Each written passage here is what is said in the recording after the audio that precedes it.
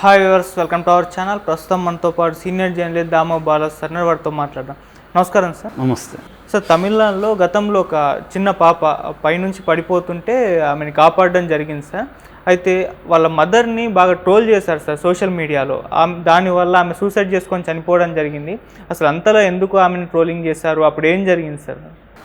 చెన్నై దగ్గర ఆవడి అని ఉంటుంది. ఆవడిలో ఒక సంఘటన ఏప్రిల్ 28న జరిగింది. అంటే ఒక చిన్న అపార్ట్మెంట్ ఉంటుంది. అపార్ట్మెంట్లో పైన ఒక బేబీని ఆమె ముద్దులాడుతూనో లేకపోతే ఏదైనా పెడుతూనో పట్టుకొని ఉంది. సడన్గా బేబీ చేతుల నుంచి జారిపోయి ఒక సన్ షేడ్ ఉంటుంది దీని మీద, ఆ సన్ షేడ్ మీదకి జారిపోయింది. ఇంకా చివరిలో ఉంది. సో అది చూసిన అది ఆమె కేకలు పెట్టేసరికి చాలామంది వచ్చి కింద నుంచి దుప్పట్లు పట్టుకొని, లేడీసు జెంట్స్ అందరూ దుప్పట్లు పట్టుకొని ఉన్నారు. ఇంకొంతమంది ఏమో దాని కింద నుంచి పైకి ఎక్కి ఒక అతను ఆ బేబీని పట్టుకొని అందించాడు అనమాట. సో ఇదంతా కూడా ఒక హాఫ్ అన్ అవర్ 1 అవర్ జరిగింది. అప్పటి వరకు ఆ బేబీ లక్కీగా పట్టుకొనే మొత్తం 7 నెలల బేబీ. నిజానికి తనకి ఏమి కూడా విషయాలు కూడా అర్థమయ్యే అవకాశం కూడా లేదు. అయినా కూడా బేబీ పడకుండా అలా పట్టుకొని ఉండిపోయింది. అప్పట్లో అది ఈ వీడియో పెద్ద వైరల్ అయింది దేశంలో. ఎందుకంటే ఇది ఒక సంచలనం క్రియేట్ చేసింది. ఇట్లా బేబీల్ని ఎట్లా వదిలేసింది ఆమె తల్లి అని. సో అప్పుడు షాకింగ్గా ఉంది ఆ విజువల్ అంతా కూడా. ఎందుకంటే ఆ బేబీ ఏమాత్రం జారున్నా పడిపోయి ఉండే అవకాశం ఉంది. ఈ దుప్పట్ల లేకపోయేసరికి పడిపోయి ఉంటుంది కదా ఇమ్మీడియట్గా. కానీ బేబీ పట్టుకుంది. అప్పట్లో దీని మీద చర్చ కూడా వచ్చింది. బేబీస్ ఎలా పట్టుకుంటారా అంటే దాన్నే ఇన్స్టింక్టివ్ రిఫ్లెక్సెస్ అంటారనమాట. ఇన్స్టింక్టివ్గా బేబీస్ కూడా వాళ్ళకి సర్వైవల్ ఇన్స్టింక్ట్స్ యానిమల్స్లో ఉంటుంది. యానిమల్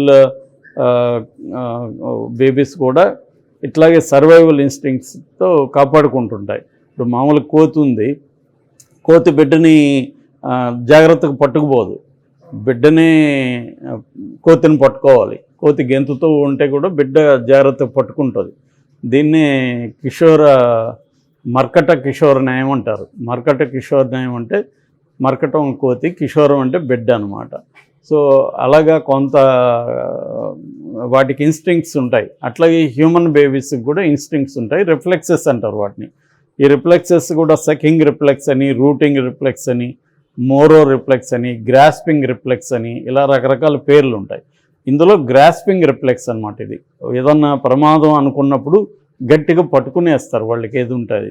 అలాగా ఈ బేబీ కూడా పట్టుకోవడం వల్ల తను కింద పడ్డా.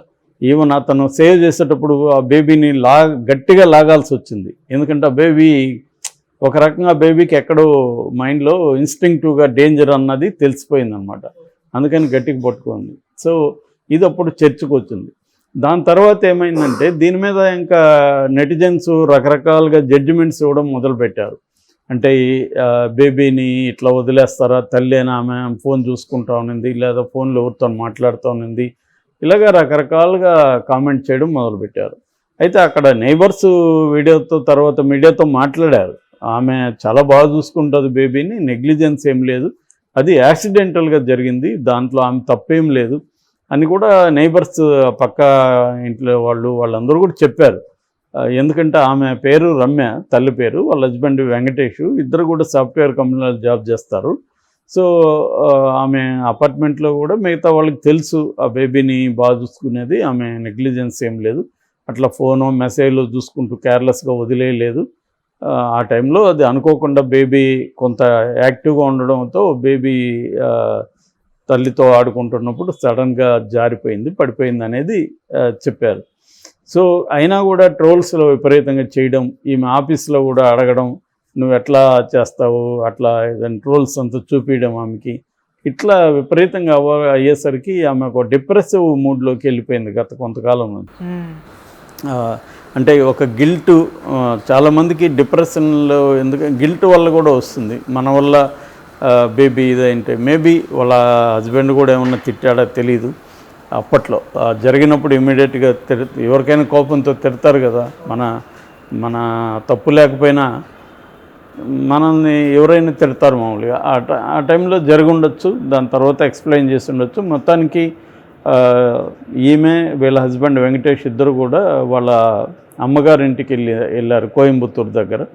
సో అక్కడ ఈమె నిన్న ఆత్మహత్య చేసుకొని చనిపోయిందని చెప్తున్నారు. ఇది భరించలేక ట్రోలింగ్స్ మనం చూసాం. ఇక్కడ కూడా ఆంధ్రప్రదేశ్లో ఒంగోలులో గీతాంజలి అనే అమ్మాయి వైసీపీ పథకాలు నాకు బాగా అందుతున్నాయి అని చాలా హ్యాపీగా చెప్పగానే తెలుగుదేశం సోషల్ మీడియా విపరీతంగా అమ్మాయి మీద ట్రోల్స్ చేయడంతో ఆ అమ్మాయి కూడా ట్రైన్ కింద పడి చనిపోయింది. సో అలాగే ఈ మధ్యకాలంలో ట్రోల్స్ వల్ల కూడా చాలామంది చనిపోతున్నారు. ఎందుకంటే వాళ్ళకి పబ్లిక్ షేమింగ్ అంటారు, పబ్లిక్ షేమింగ్ జరుగుతుంది. ఎక్కడికి పోయినా అందరూ అడుగుతుంటారు, మొన్న మీరు వీడియోలో చూశారు మిమ్మల్ని అది ఇది అని అడుగుతుంటారు. సో దీనివల్ల జనాలకి సెన్సిటివ్గా ఉన్నోళ్ళు ఏంటంటే తట్టుకోలేరు అనమాట. తట్టుకోకపోవడంలో ఒక గిల్ట్ క్రియేట్ అవుతుంది ఇట్లాంటి విషయాల్లో, అంటే నేను తప్పు చేశాను అని. సో ఈ గిల్ట్ మామూలుగా మనకి ఇప్పుడే కాదు ఎప్పటి నుంచో కూడా కాఫ్కా అనే రైటర్ కూడా రాస్తాడనమాట. ఎవరైనా మనల్ని దోషి అని కానీ ఆరోపిస్తే మనం కూడా నమ్మడం మొదలు పెడతాం అనమాట. మనం నేరం చేసినట్టుగా మనం కూడా ఫీల్ అవ్వడం మొదలు పెడతామని కాఫ్కా ఒక కథలో రాస్తాడు. అలాగా వీళ్ళు ఇప్పుడు సమాజం అంతా ట్రోల్స్ చేయడం వల్ల ఈమెకు కూడా ఒక మనిషికి లోపల ఏమైపోతుందంటే నేను నా తప్పు వల్లే పాప బేబీ కింద పడిపోయింది సో అన్న ఒక గిల్ట్ పెరిగిపోయింది. ఆ గిల్ట్లో నుంచి డిప్రెషన్లోకి వెళ్ళిపోయింది. ఈ డిప్రెషన్ హస్బెండ్ కానీ గుర్తించి కొంత చేస్తుంటే బాగుండేది. మామూలుగానే పిల్లలు పుట్టినాక చాలామంది స్త్రీలలో డిప్రెషన్ ఉంటుంది. డెలివరీ అయిన తర్వాత చాలామందికి ఉంటుంది. ఆ మధ్య మనం రామ్ చరణ్ భార్య ఉపాసన కూడా చెప్పింది, నాకు బేబీ పుట్టిన తర్వాత విపరీతంగా డిప్రెషన్కి వచ్చిన నేను మా అమ్మగారింటికి వెళ్ళిపోతానంటే రామ్ చరణ్ పంపించడమే కాకుండా నాతో పాటు వచ్చి ఉన్నాడు, నాకు చాలా ఒక థెరపిస్ట్ లాగా పనిచేశాడు, అవన్నీ చెప్పింది ఆవిడ. అట్లాగే మహేష్ బాబు నమ్రత కూడా బిడ్డ పుట్టిన తర్వాత ఆమె డిప్రెషన్కి వెళ్తే ఏడుస్తూ ఉండేది ఎప్పుడు చూసినా. ఒకసారి మహేష్ బాబు కూడా ఆమెని ఆ డిప్రెషన్ నుంచి బయటికి రావడం కోసం చెంపదెబ్బ కొట్టాడని కూడా ఆమె ఇంటర్వ్యూలో చెప్పింది. ఇలాగ డిప్రెషన్ అనేది పిల్లలు పుట్టిన తర్వాత కూడా చాలామంది ఉమెన్లో ఉంటుంది అన్నమాట. సో అది దాంతోపాటు ఈ బేబీకి పడిపోవడానికి నువ్వే కారణము, నెగ్లిజెన్స్ అని ఒక ఆమె మీద విపరీతంగా ట్రోల్స్ జరిగేసరికి ఆమెకు ఒక షేమింగ్ అండ్ గిల్ట్ ఈ రెండు కూడా పెరిగాయి. సో దాంట్లో నుంచి ఆమె చనిపోయింది. యాక్చువల్గా ఈ మధ్యకాలంలో ఇట్లాంటివి బాగా పెరుగుతున్నాయి. సో అక్కడ తెలియకుండా మనం కామెంట్ చేయకూడదు అన్న విచక్షణ ఉండాలి. ఇవన్నీ థింక్ చేయడం వల్ల వస్తాయి. సో మనం మతం కానీ లేకపోతే టెర్రరిజంలో కానీ కమ్యూనిజంలో కానీ ఇట్లాంటివి కొంత కల్పిస్తారు. వాళ్ళకి నోయింగ్ కంటే కూడా బిలీవింగ్ వైపు ఎక్కువ దృష్టి పెడతారనమాట. సో ఆ బిలీఫ్ని వాళ్ళకి చొప్పించేట్టుగా చేస్తారు. దానివల్ల ఏమవుతుందంటే వాళ్ళు గుడ్డిగా వాళ్ళు చెప్పింది చేస్తుంటారనమాట. సో అలాగా బ్రెయిన్ వాషింగ్లో ఇది మెయిన్ కాన్సెప్ట్. అట్లాగే ఇక్కడ కూడా ఏం జరిగిందో తెలియకుండా ఒక వీడియో చూసేసి లేదా ఒక న్యూస్ చూసేసి ఇమీడియట్గా జడ్జిమెంట్ పాస్ చేసేయడం వాళ్ళ మీద. మనం పవిత్ర తను చందు వాళ్ళ మీద కూడా ఎన్ని జడ్జిమెంట్స్ చూసాం.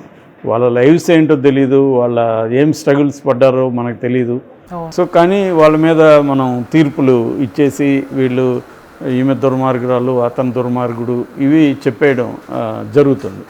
అంటే మన హ్యూమన్ బీయింగ్స్ కాంప్లెక్స్గా ఉంటారు కానీ చాలాసార్లు సింపుల్గా బిలీఫ్ సిస్టంలోకి వెళ్ళిపోతుంటారు. సో ఆ యాంగిల్లో ఏమని కూడా పాపం టార్చర్ చేసినట్టు ఉన్నారు. దాని ఫలితంగా ఆమె రమ్య 33 years ఆమెకు. సో ఈ ట్రోల్స్ ఫలితంగా ఆమె చనిపోయింది. Okay sir, thank you so much sir.